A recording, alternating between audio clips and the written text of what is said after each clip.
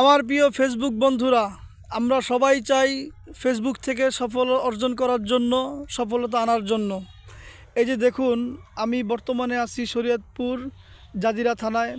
এই জায়গার কৃষক ভাই যারা আছে, এই জায়গার পরিশ্রমিক ভাই যারা আছে, তারা অবশ্যই কষ্ট করছে বিদায় আজকে তাদের এই যে খেতে ফসল চলে আসছে। এই যে আমার ডান পাশে হচ্ছে ধনেপাতা, আর বাম পাশে হচ্ছে পেঁয়াজ। এই যে তাদের পেঁয়াজ, নতুন যে পেঁয়াজ, দেশি পেঁয়াজ। এরপরে হচ্ছে বেগুন ক্ষেত।